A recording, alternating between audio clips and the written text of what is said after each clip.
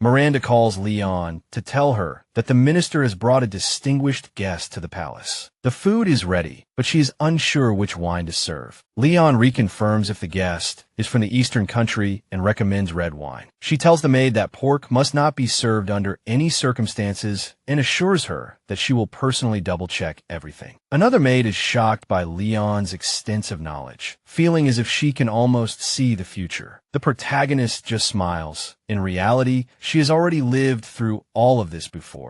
Leon became a lifelong servant to the royal family of the Hamel Empire, the only great empire on the entire continent. Their royal family possesses the bloodline of the Guardian, and as long as the bloodline continues, no one can bring the nation to its knees. In her previous life, the sun devoured the entire empire with its heat, and Leon was the sinner who ignited that great fire. She was an illegitimate daughter, forced to endure her stepmother's humiliation and verbal abuse. Her father, Baron Oz Ferber, whose wealth rivaled that of the Count, paid her no mind. He only cared about money his entire life, believing it to be the most valuable thing in the world. He would openly declare that he had no interest in anything useless, not even his own children. Oz treated Leona as merely an item on his list of properties. She had always thought there was nothing special about her. Even her looks were plain. She was well aware of her situation and believed that if she didn't take action, her father would one day sell her off cheaply. So, Leona secretly sat in on her brother's lessons to get some education, and at night, she would sneak out to do odd jobs to earn a little money. But this wasn't enough to convince her father that she was worth investing in. Leona looked everywhere for side hustles to earn extra cash. She started selling her brother's old, used toys. She also collected the Baroness's discarded gowns, mended them at night, and then resold them for a profit. Her goal was to save enough money to invest in a food brokerage company and grow her own wealth. So when she had saved enough, she presented the purchase contract and the payment to her father. The land of the Ferber estate was barren and unsuitable for growing crops, but Leona saw an opportunity and invested her money in it. She was sure that after all her efforts, her father would finally acknowledge her. But Oz just sighed and tore the contract in half. Her abilities meant nothing to him. The Baron called her a useless child and told her to stop her nonsense. Leon needed to prepare for a wedding, as he had already taken care of everything. When she heard he was marrying her off to a merchant with 8 children around her age, Leon was furious. But when she saw her father's cold gaze, the protagonist suddenly realized he just wanted to get rid of her. She was an illegitimate child with no outstanding beauty or abilities, but none of it was her fault. Leon didn't back down. She offered her father 50 times the original price. When the greedy man heard there was money involved, he immediately perked up and asked where she got so much money. It was then that the protagonist announced she would become a servant and requested to be sent to the imperial palace. Everyone knew that the royal family only hired servants from noble families. Taking the oath of a lifelong servant meant Leon could not marry, would not need a dowry, and her name would be erased. This way, Oz could kill 2 birds with one stone, getting rid of his unwanted daughter and getting cash. Shortly after, the protagonist was hired into the palace. At that time, the imperial palace was in chaos. The first prince, the heir to the throne, had suddenly died of pneumonia. The second prince, who had been recuperating on the border, returned to inherit the title of crown prince. The following year, he married the prime minister's daughter, who caused a great stir in the palace as soon as she entered. Vioda Helatian was a peerless beauty who was deeply favored by the emperor. This ambitious mistress used her youth and beauty to climb her way up to become the empress. Leona knew this woman would never be satisfied with what she had achieved and decided to stay by her side, ready to seize her own opportunity. One day, Violette discovered that someone had decorated the emperor's throne with peonies. The throne was decorated with peonies, which she found incredibly beautiful, and she longed to have the same in her own palace. She realized that such a decoration was a signal that someone wanted to follow her, the queen of the peony palace. Vioda scanned the maids in the throne hall and then asked who had placed the flowers there. Leona smiled and stepped forward, explaining that she had picked the peonies because they were the most beautiful flowers in the garden. Leona studied the girl carefully and then requested the emperor to grant her that servant. And so, Leona entered the Peony Palace and became the empress's right-hand woman. Through lies, betrayal, and cold-blooded schemes, she eliminated all of Violet's enemies. Then, Leona took control of the palace's administration, turning the former mistress into the true ruler of the inner palace. Leona was grateful to the girl, whose sharp mind made everything run smoothly. But she decided to ask Leona for one more favor. Leona revealed that the current crown princess was 3 months pregnant. With a glint of pure malice in her eyes, she ordered Leona to get rid of the crown princess's unborn child. The protagonist had achieved a major breakthrough thanks to the Empress's favor, and the sweet taste of that victory was simply exquisite. She had no qualms about stepping on others to climb higher. This time, Leona ordered her to sneak poison into the crown princess's palace. This was pure cruelty. Leon tried to back out, saying the crown prince was already a lost cause and that there was no need to target a child when the end was already certain. Violet sought absolute certainty. She had no intention of leaving any loose ends. She wanted to wipe out the royal bloodline completely. The poison was already in her hands. True, the prince was a political target, but he and his wife were thoroughly good people. The prince grew up outside the palace. He hated rules, but was a war hero on the battlefield. The crown princess, on the other hand, was kind to everyone, no matter how low their status. Leon knew that poisoning the unborn child could harm the mother, and she wanted no part in it. Leona saw the hesitation in her eyes, but refusal was not an option. After delivering the poison, the protagonist prayed to the gods to stop it all. The poison killed the crown princess, but the child miraculously survived. After the crown princess's death, Leona began plotting to take down the prince and his heir. Even the emperor was indifferent to the dying child. The child who should have been blessed was abandoned by everyone. Leon, tormented by guilt, kept showing up to care for the child. She secretly found a wet nurse. The baby's dark green eyes, just like his father's, stared at her from the cradle. The guilt of his mother's death crushed her like an original sin. She swore to the child that she would always support him, no matter the cost. When the heir was 5 months old, the Empress made her own son the crown prince and ousted the second prince. The deposed prince was exiled to a remote region and was never heard from again. Around the same time, the empire began to crumble under the weight of its ruin. The once wise emperor suddenly lost his grip and became a puppet manipulated by Empress Leona. Insatiably greedy, she was busy exploiting the people, and her reign was filled with strange decisions. She implemented reckless tax policies and surrounded herself with sycophants, and the people's anger was about to erupt. Despite the threat of the death penalty, citizens held another protest outside the palace. Leon found it all suspicious because, despite Violet's greed, she was smart enough not to make such reckless mistakes. Ever since she made her own son the crown prince, she had stopped caring about him. Something was definitely wrong. On that very same day, a priest ran to Leon to report urgent news about the royal heir. It was then that the protagonist discovered the child had died at the age of 1 year and 3 months. The child was buried under an old tree, and Leonia went there with the priest to mourn. The man tried to comfort the maid, saying the heir had lived that long, all thanks to her. His words only added to her pain. She asked if they had found the deposed prince, but the answer was no. After a royal heir's death, they would be buried in the royal cemetery, and a black flag would be raised at their residence. But the heir of the deposed prince, forgotten by all, received a different fate even in death. He was deprived of a resting place. So, Leonia buried him under the tree in the palace garden where the crown prince loved to sit, hoping he would feel the warmth of a father's embrace. It all ended there. Allied forces surrounded the palace gates, slaughtering everyone in their path. As the power-hungry, blood-soaked Leonia stood frozen in shock, the empire crumbled around her. If she had known this would be the end, she would never have lived in the grip of greed. Standing under the same tree, before the little heir's grave, the protagonist swore to herself that if she could live again, she would never harm anyone again. If Leonia could have a second chance, she would dedicate it to the little heir, protecting and raising him. No sooner had she spoken the words than the rebels found her and took her life. The protagonist woke up drenched in sweat, trying to figure out where she was, certain she was in hell. Her head was splitting. She scanned the room and found Miranda sleeping peacefully in the next bed. Miranda had been her roommate ever since she was a trainee maid. This was the very room the protagonist had been assigned when she first arrived at the palace. The bells rang, and by counting the chimes, Leona realized it was 5 in the morning. She jumped out of bed and rushed out, wearing only her nightgown and with bare feet. She heard calm chatter and was shocked to find everyone safe and sound. Leona finally realized that she, like the other maids, was still alive. They scolded her for running out like that, saying it would be bad if she got caught. Leona ignored their words and asked what the date was. When she heard the answer, she froze. The horrors that had happened yesterday wouldn't occur for another 4 years. She thanked the maids for their help and then hurried away. She had something else to confirm. She ran to the tree where she had buried the little heir, but no matter how hard Leona looked, she couldn't find any trace of the grave. She began to think it was just a dream, but everything felt so real that she found it hard to believe. The protagonist felt a sharp pain in her stomach. Her legs could barely hold her up. She lifted her nightgown and found a deep scar on her stomach. It was the very wound they had given her at the end, the wound that had taken her life. There was only one explanation. Leona had returned to the past after her death. Crown Prince Carmen Rude was walking toward the tree. The moment she addressed him by his title, Carmen quipped, "I haven't been officially appointed yet, but that sounds pretty cool." Leona realized she was at the point in time when the former prince had died, and this one had just returned to the palace. Carmen saw the pit behind her and teased, "Are you burying treasure in my garden ahead of time?" Leona was scrambling to come up with a decent answer. Their meeting was so sudden and bizarre that he wouldn't believe any story she was about to make up. With no better idea, Leona just bowed and stammered an apology. Carmen smirked. The truth is, he couldn't care less what she was up to, so he just waved her off where she belongs. But before she left, Carmen added, "Don't set foot in my garden without my permission, understand?" Leona, trembling like a leaf, promised she would never forget. After she left, Carmen sat under the tree, in the same spot he had always occupied in her past life. Back then, he was the Empress's enemy and, therefore, Leon's enemy. It was no easy feat to go up against him. Carmen possessed immense power and an aura that could overwhelm others. He had an unshakable will to withstand his enemies' attacks. It was because of him that the Empress felt threatened and poured all her resources into bringing him down. Soon, when Vioda invaded the imperial palace, they would overthrow him again. And when that happened, the empire would collapse with him. The protagonist's heart ached. She couldn't just stand by and watch. Knowing this, she suddenly remembered that the crown prince had once won a war and saved the country. Leon realized that if she could protect Carmen,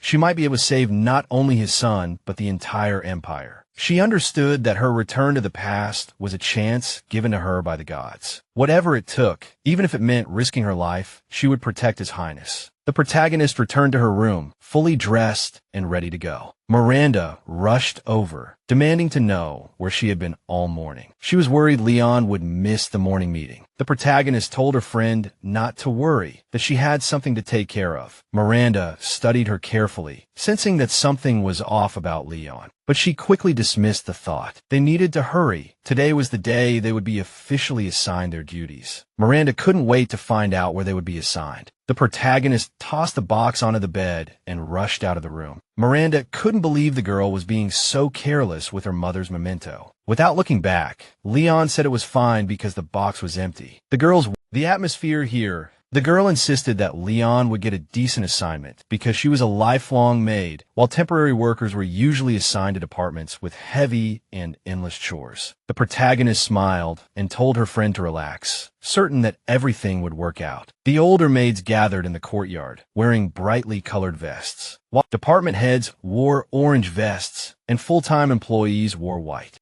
Leon winced as at the ceremony, they would receive a white sash and a maid's badge before being sent to their designated departments. In her past life, Leon was assigned to a department far from the center of power, but she greeted Hannah, even though she had already been to her room that morning. In her past life, the protagonist learned that she could change her assignment with a bribe, but this time her goal wasn't power. She wanted to protect the empire. Miranda couldn't believe she had been assigned to the Crown Prince's palace. She gushed to her friend about her excitement, still unsure if it was real. Leon smiled. Now they would be together until Miranda left the palace, as she had been assigned there too. Although her badge was a shoddy, hastily made item, this would be the start of her new life, where she would slowly change her destiny. Long ago, on the continent, roamed giants with 2 pairs of arms and skin as hard as rock. They took pleasure in hunting and devouring humans. Humans, burning in agony, cried out to the gods for help. When the gods heard their cries, they chose a guardian to save humanity. He granted him 5 mighty black lions and a shining white sword that could cut through the giant's skin like butter. As the guardian fought the giants, a powerful witch fought alongside him. After 100 days of brutal fighting, the guardian, exhausted and covered in blood, suffered a fatal blow. The witch, who was deeply in love with the guardian, jumped into a lake and offered her life as a sacrifice. In that moment, the entire lake turned deep red, and to everyone's shock, the fallen guardian rose to his feet again. A fresh, invigorating fragrance swept across the continent, breathing life into the dead land and draining the giants of their strength. Weakened by the fragrance and the power of the sword, the giants retreated to the frozen lands. The guardian then built a wall that soared into the clouds, ensuring those giants could never set foot there again. Over time, his descendants built a palace by the lake and established the Kingdom of Hamel. Miranda and Leon arrived at the Crown Prince's palace, but the servants' faces were expressionless, showing no sign of welcoming the newcomers. One of the maids beckoned for the girls to go and report to the chief chamberlain. Everyone walked into the office and paid their respects to Lady Sonia, the palace's chief chamberlain. Miranda and Leon bowed to the woman, but she didn't even turn around. An awkward silence filled the air. Subordinate servants could not straighten up until their superior acknowledged their greeting. Lady Sonia suddenly claimed that it was due to her lack of virtue that disgraceful and unworthy people had entered the Crown Prince's palace. She likely thought the girls had bribed their way in. One maid argued that Lady Sonia was not to blame. Everyone knew she was always fair. She said that if anyone was at fault, it was the schemers who pulled strings behind the scenes. Miranda was clueless about what was happening, but Leon just sneered. The claim that Sonia was fair was laughable to her. In her past life, this woman was a cunning snake who sold the prince's secrets to Vioda's right-hand woman, Leon. She was known for her cruelty, with rumors that she tortured maids, withheld their salaries, and secretly punished her personal maids. Sonia called for Ellie, whom Leon recognized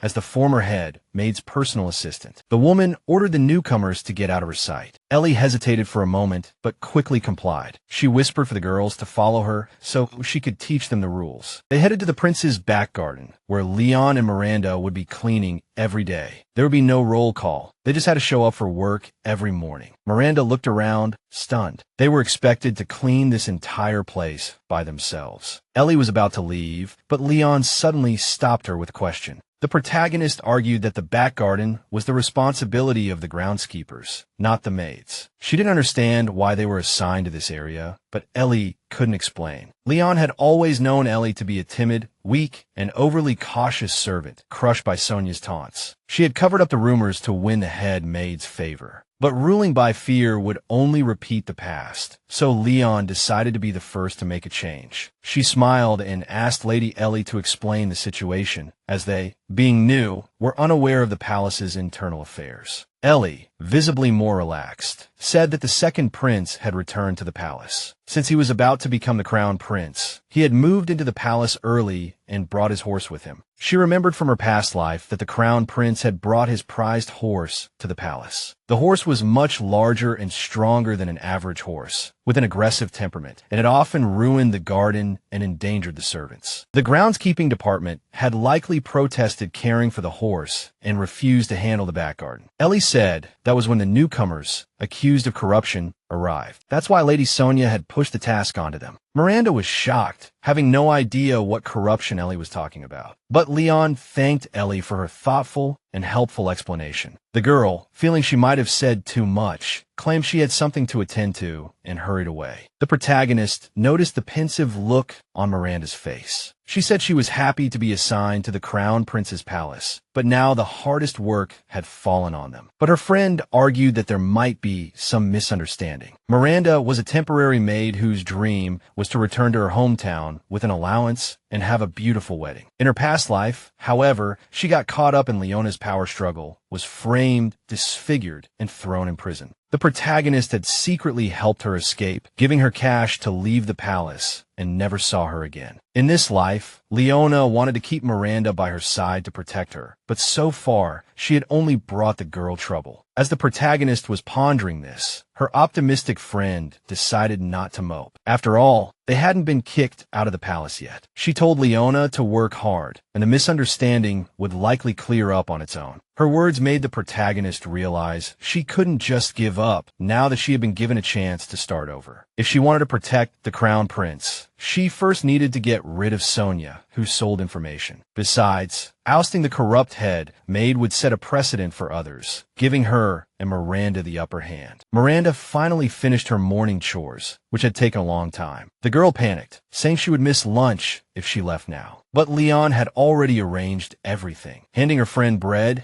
and an apple she had gotten by crying to Zelda. Miranda was delighted. They had been completely without a break for the 9 days they had been stuck in the prince's palace. Tending to the garden was grueling work, and they had to work from sunrise till late at night with no food just to get the job done. Coupled with the power struggles among the senior maids, they often had to do miscellaneous chores that weren't originally theirs. Leon was thinking about how to escape this cruel drudgery, so she went straight to Zelda, the head of the maid department. She smiled at the woman, introduced herself, and asked to talk for a few minutes. She visited Zelda day after day, helping with chores and even shedding a few tears. The woman was always too soft-hearted and easily manipulated. Leon used to think such people were both ignorant and pathetic, but if it weren't for Zelda's kindness, she and Miranda would have starved today. Looking back now, Leon realized that she was the one who had been ignorant and pitiful all along. Suddenly, the girls heard a rustling sound nearby and turned to see the crown prince's horse, Nacha.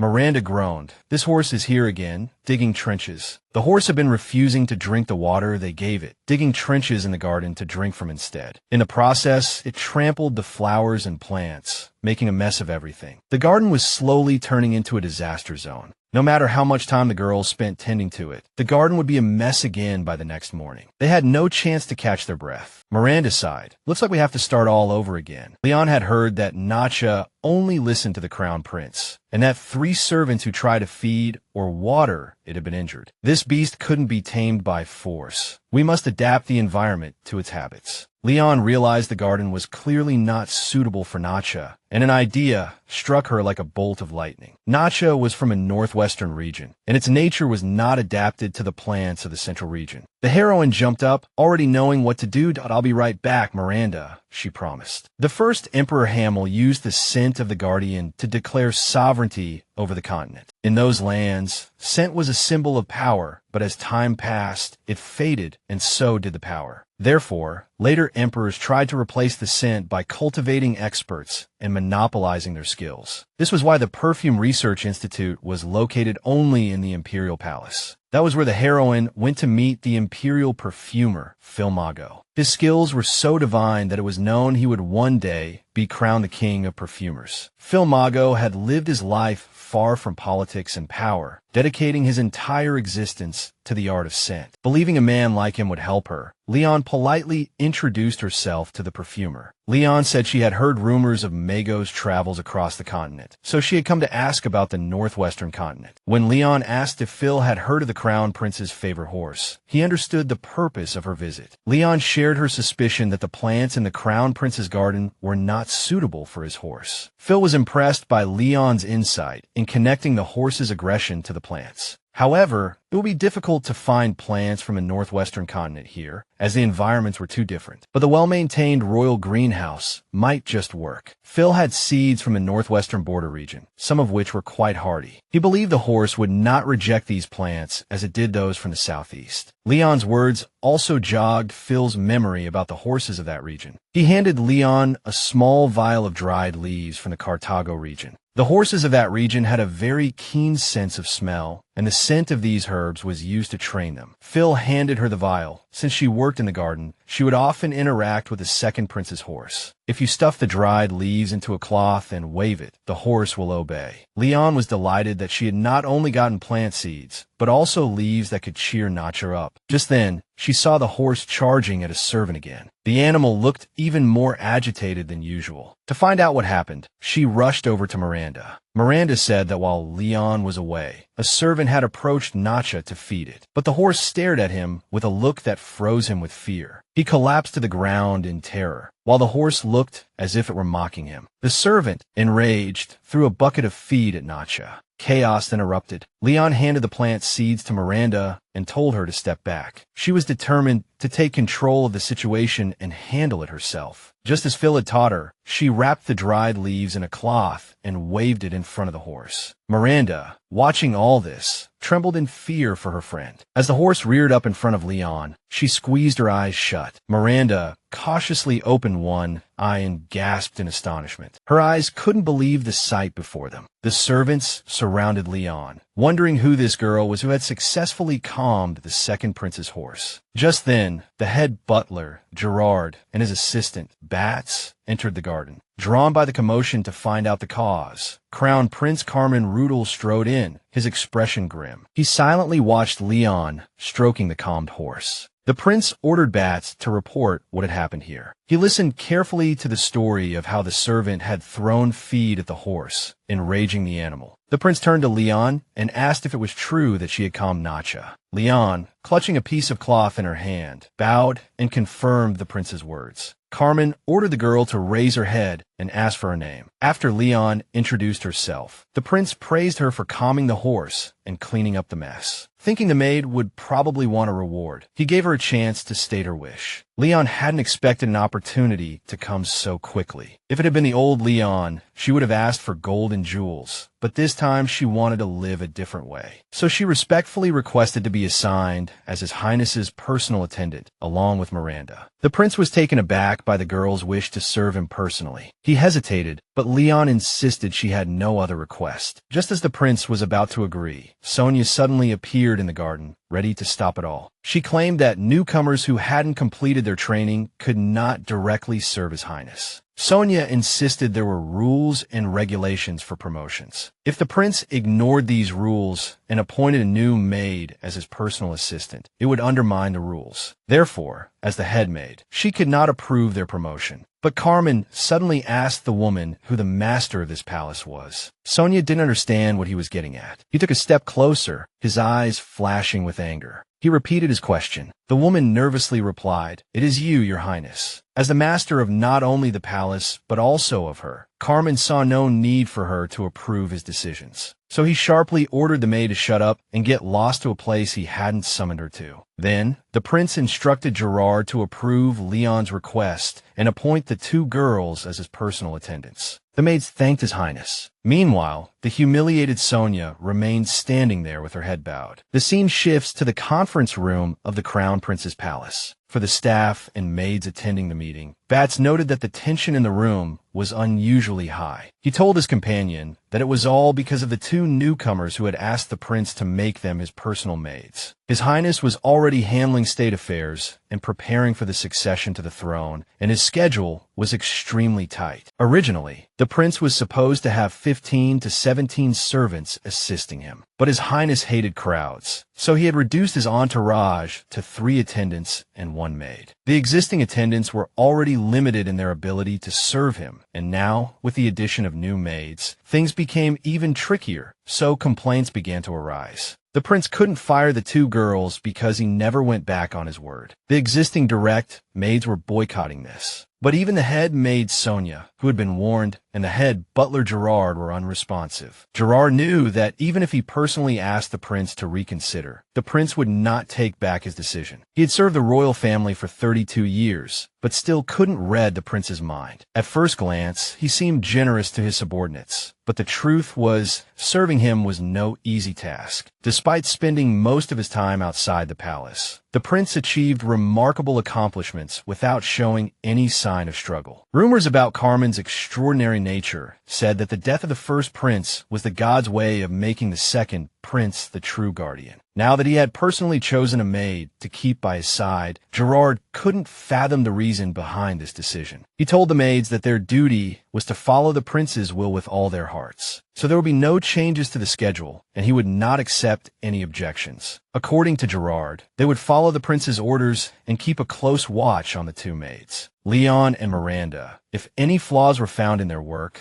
would be used to ask the prince to reconsider his decision. According to legend, the guardian who defeated the giant spent his life alone by the lake of the necromancer. The celestial god wanted the guardian to have an heir, so he sent him a blue eagle. The guardian threw the blood-stained falcon into the Scarlet Lake. The lake disappeared, and a baby with the guardian's scent appeared at the bottom. This is why the symbol of the Empire's emperor is a white sword, and the symbol of the crown prince is a blue eagle. Some knights wear the blue eagle emblem. They are part of the crown prince's eponymous private guard. That knight smiled at Leon and said, "I'm counting on you." But Leon stared at him silently and intently, making him feel uncomfortable. In her past life, Leon was the Empress's aide, so her relationship with the Blue Eagle Knights had always been bad. The Knights would gnash their teeth in anger whenever they saw Leon, and sometimes even threatened her. The most prominent member of that unit was the vice captain, Knight Casey, who now stood before Leon. The knight smiled and said he had heard about Leon's amazing feat yesterday. Although Casey said many of his men were afraid to go near Nacha, Leon just said it was good luck. Casey said that luck is also a part of strength. Leon's promotion to a personal maid was so fast it might be a record. Casey told the girl to look at the swordsman training on the training ground. She turned and saw the prince training personally. Captain Glenn had already lost to His Highness 8 times in a row, and in front of everyone, he lost for the 9th time. Casey couldn't help but laugh as he noticed the prince had tripped Captain Glenn, wondering where he learned such a dirty trick. Leon noted that he was glib, but his eyes shone like someone chasing a truly worthy cause. She tried to recall what her own eyes looked like back then, but the memory wasn't that poignant, so Leon just sighed heavily. Leon called Miranda over to get to work, but noticed she was equally mesmerized by the prince. Leon approached His Highness and asked to tidy his clothes for him. Carmen turned to Glenn and announced that since he had one, his personal guard would be reduced to 1 from now on. The prince accepted no objections, so the captain meekly agreed. Bats came onto the training ground and informed His Highness that the emperor had moved up the audience, and they needed to head to the imperial palace immediately. The prince then told Leon to go feed Nacha, but she wasn't sure if she could do it properly. Carmen told her not to worry, saying the horse liked her scent and would obey. He whispered to Leon not to start another secret treasure hunt there, and to come back right after she was done. He smiled at her as he left, which made her stomach churn as the prince remembered what had happened. Just as His Highness had said, Nacha took the food from Leon's hand. Leon suddenly noticed the staff in charge of the banquet chatting, saying that the butler Gerard was out for a bit. Heather was among them, a palace servant long before Leon and Miranda. Usually, banquets were handled by the court maids, but since these girls were new, Gerard had the staff fill in for now. Leon just didn't understand why Heather was in charge now. She was sure there was something fishy going on. Heather entered the prince's antechamber with a tray of refreshments, smiling as usual. Bats was confused as to why she was still here after a shift. She said she was worried about the newcomers and couldn't rest easy. But when Bats asked Heather to serve the tea, she said it was the personal attendant's job. Heather handed the tray to Miranda and ordered her to hurry and deliver the refreshments to His Highness. Leon suddenly stopped them and, ignoring Heather's complaints, yanked open the teapot lid to check inside. The heroine's suspicions were just confirmed. She glared at the maid, saying she wasn't sure it was a good idea to serve such a drink to a guest. Heather was furious at being accused of adding something to the tea. Bats inspected the teapot closely and found that milk had been added. While some people enjoy black tea with milk, the guest in the reception area was not one of them. Leon knew this guest was very particular and hated anything that affected the flavor or color of his drink. All sorts of guests came to the palace, and it was a maid's primary job to remember their preferences. Heather tried to defend herself, saying she didn't know the financial advisor was in the reception area. The heroine thought her excuse was weak, as no one had specified who the guest was. Bats gave Heather a cold glare and said he would report this to Gerard. The girl tried to argue, but the head butler's assistant ordered her to shut up and await judgment. Since the guest's drink needed to be replaced, the heroine suggested brewing a new pot of tea. The man decided to trust Leon and entrusted her with the task. A short while later, the girl returned to the reception room with the freshly brewed tea. Gerard was there to greet her, having been informed of the recent chaos. Leon apologized and asked if she could serve the drink she had prepared to His Highness. She said it was iced mint tea, the kind served to guests in the western region. Gerard had always thought the prince hated tea because he never touched the cups they served. So now, the head butler decided to deliver the tray to His Highness himself. As he walked in, the guest greeted him with visible relief. He had been waiting a long time for something to eat. The prince reluctantly took the cup, muttered a thank you, and took a sip. Gerard watched the prince's face like a hawk, observing every twitch, every flicker of emotion. The moment the head butler left the antechamber, Leon approached, eager to know, did His Highness like the tea? Gerard paused, then dropped the bombshell. He was appointing her as the prince's personal attendant. Leon straightened up and swore to serve His Highness with unwavering loyalty. From that day on, the crown prince's antechamber felt like heaven. Everyone worked only when they were supposed to. Miranda set the table, thinking that only wine and herbs would be needed. The Empire had been at war recently, but then she discovered that Leon had brought out something strange again. It turned out her heroine had found dates from the western region, bought at retail in the capital. Despite Miranda's confusion, Leon always brought strange things for His Highness. Leon was sure the prince would like them. Just then, Carmen emerged from the bathroom, drying his wet hair with a towel. As he sat down in his chair, the heroine told him she had prepared wine and refreshments for him. Tomorrow was an important day, so she had prepared light refreshments to ensure the prince could rest well. Carmen looked at the plate of dates on the table and asked if she had prepared these as well. Leon said they were healthy little snacks that she thought would go well with the wine. The prince commented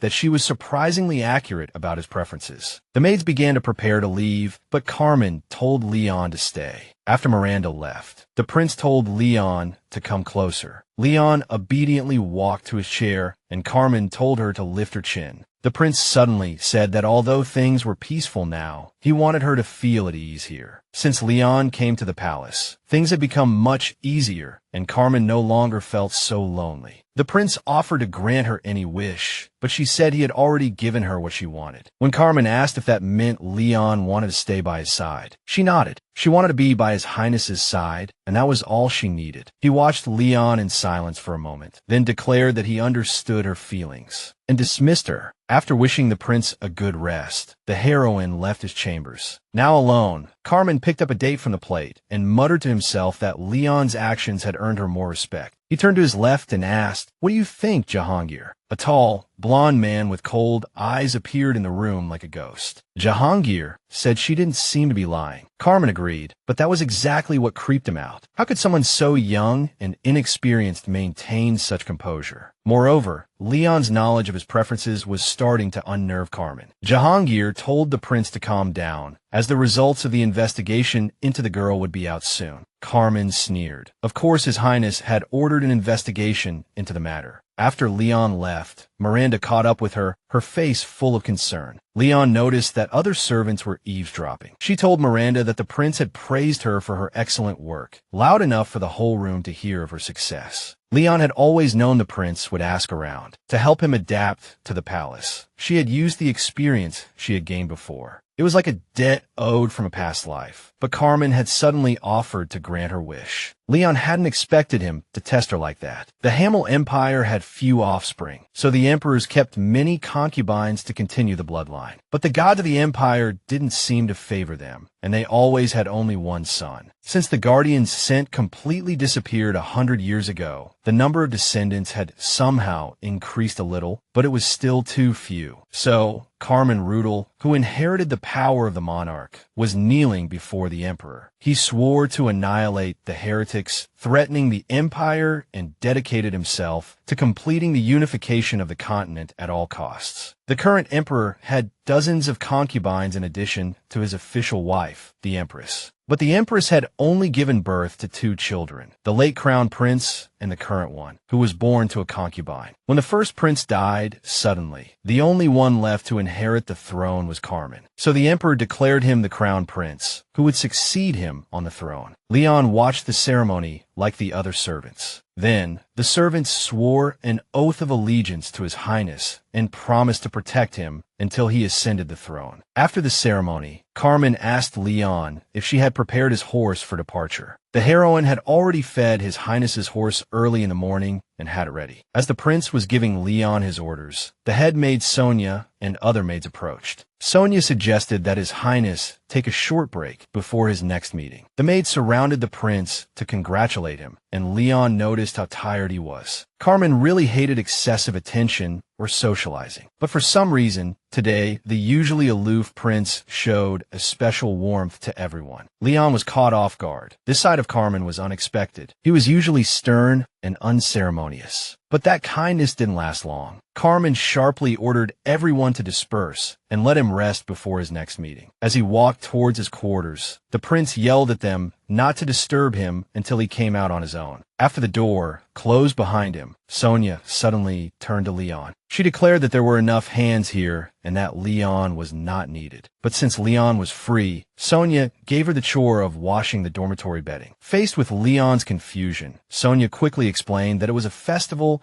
and everyone needed to be neat and tidy. Since they had to serve His Highness again tomorrow, Leon had to do the laundry alone today while everyone else was busy. Miranda offered to help, but Sonia had no doubt Leon could handle it alone. After all, Sonia pointed out, Leon had already proven herself worthy of the prince's trust, and washing laundry would be a piece of cake. Without a hint of hesitation, she faced the challenge and swore she would do it well. Leon slipped into the maid's room, scanned the space carefully, picked up an ink bottle from the table, and poured it directly onto the bed. She gathered the bedding and went out to the courtyard, knowing her target would appear here in about 10 minutes, and decided to hide for a while. She overheard passing maids chatting. The girls were exhausted and glad that the coronation ceremony had been shortened, but they were also confused about the cancellation of the celebration and parade. They guessed it was because His Majesty was still grieving the death of his beloved son. They talked about how the new crown prince looked nothing like the emperor, which was why the whole country was filled with rumors. Deciding it was none of their business and it was time to get back to work, they slipped back into the palace. Because they were whispering, Leona didn't hear everything, but she was putting the pieces together. In her previous life, the Empress had used doubts about the crown prince's true parentage as a weapon. Although the current crown prince was superior to the first prince in every way, the emperor insisted on making the first prince's heir until his death. All because Carmine looked nothing like the emperor. As soon as he was born, gossip began to spread in the palace. The rumors claimed that the concubine who gave birth to him was having an affair with her own brother. The emperor mistook the letters between the siblings for love letters and began to have them secretly watched. Later, although the concubine's innocence was proven, His Majesty never completely dispelled his doubts. When Carmine was 4, the emperor sent the concubine's brother to fight against the barbarians, and he died in battle. 3 years later, the concubine sent him out of the palace under the pretext that the prince needed treatment for a mysterious illness, and then took her own life. Although Carmine was the true heir, it no longer mattered, as the seeds of doubt had been planted by the Empress. She was a master manipulator, and the emperor was completely under her control, so the crown prince had to leave the palace. Leona wanted to track down Violet immediately and eliminate this source of trouble, but there was no information about her before she came to the palace. The heroine, who was once the Empress's confidant, now even doubted if her name was really Violet. A ringing bell startled the girl from her thoughts. It was time to act, as the person she was waiting for would be arriving soon. Gerard thought it was too much for Sonia to make the new maid wash all the clothes by herself. The head maid told the head butler to mind his own business and not to interfere in her affairs. Even if His Highness was looking for Leona, there were plenty of other girls to take her place. Just then, Sonia was informed that the chief lady-in-waiting, Odell, was waiting for her in her office. When she walked into the office, she felt that something was wrong. Leona was standing next to Odell with a smirk on her face. The chief lady-in-waiting told the girl to go back to work. The heroine thanked her and walked out. As she was leaving, Leona overheard Odell telling Sonia to look at her bedsheets. The heroine smirked to herself. Her plan was proceeding smoothly. The chief lady-in-waiting had earned the emperor's trust with her strict principles of law and order. This was why Leona used her. She had approached at just the right moment and bumped into Odell, causing her to fall. The girl tearfully introduced herself and begged for the chief lady-in-waiting's forgiveness. Odell recognized Leona as the prince's personal maid